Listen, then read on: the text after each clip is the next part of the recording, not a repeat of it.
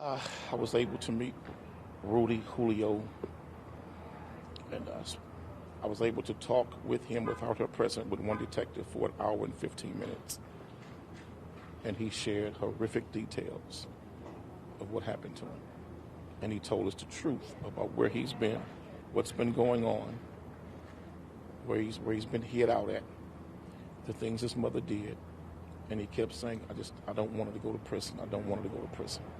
The things he told me, I broke down in tears. The things he told me, I broke down in tears. She was giving him drugs. She was punishing him by locking him in the room over and over. She convinced him that law enforcement wanted to put him in jail, that law enforcement were looking for him because he ran away, and that because he ran away, he was going to go to prison. And she convinced him, and then giving him psychotropic medication, giving him all type of drugs, and convinced him that he was in trouble. And so she convinced him to use an assumed name because she had been raising money to look for him through GoFundMe, something like that.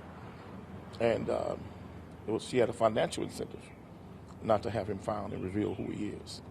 And on top of the sexual abuse, no doubt about it. And I started crying.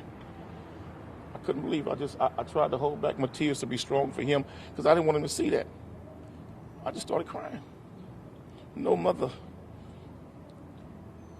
The most sacred thing to a young man is his mama. I don't know one man to tell you the most sacred thing to him is not his mama. But to hear what she did to her son, that's the damn devil. Oh, he ran away 8 years ago, but he came home 2 days later. And she convinced him to hide in the house. She convinced him to not reveal that he had been found. 2 days later, I believe she believed that after a certain amount of time, people forgot about the case. And she convinced him to take on this assumed name and believe he was really the assumed name. And with a lot of drugs, that this boy was abused big time with drugs, along with what I believe was the sexual abuse based on what he said to us. This boy's been mentally tortured and physically. It's awful what took place in the house. That was the house of hell, period. So my question is, where's the mother now? At least she's still staying in this hotel room right now. So if the detectives were here and they heard you got to everything, ask them that. They heard exactly what he said. Don't you think Rudy might be in danger right now? Absolutely. I stressed it over and over again to them. This boy's life is in danger. And I kept stressing it. And I put it on the record that his life is in danger with her. Can you explain me? You were in the room with Rudy and the detective as well. Yes. So the detective, after the interview, what happened? What did police say? They left? He started making phone calls. That's all. He was making phone calls. It's anybody from HPD here. Call them yourselves. I don't know what's going on. When you saw Rudy physically, how did he look on you? Like a kid that was mentally tortured.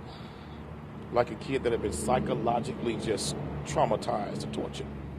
And a kid, obviously, who has suffered tremendous drug abuse.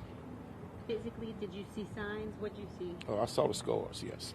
What did you see? He had slash marks. Slash marks from here to here.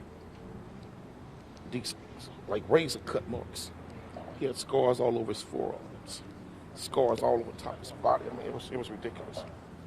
I want to see this kid get the best mental health treatment that he possibly can. He has lived a horrific 8 years. I pray to God that he's mentally restored to a full recovery. And I want to see that mother pay for the crime she committed against her son. He was going in and out of emotional states. It was never up, it was always down state, but sometimes he would cry, sometimes he would talk, sometimes he would cry, sometimes he would talk, sometimes he would shake. But he kept saying, I don't want her to get in trouble. I don't want her to go to prison.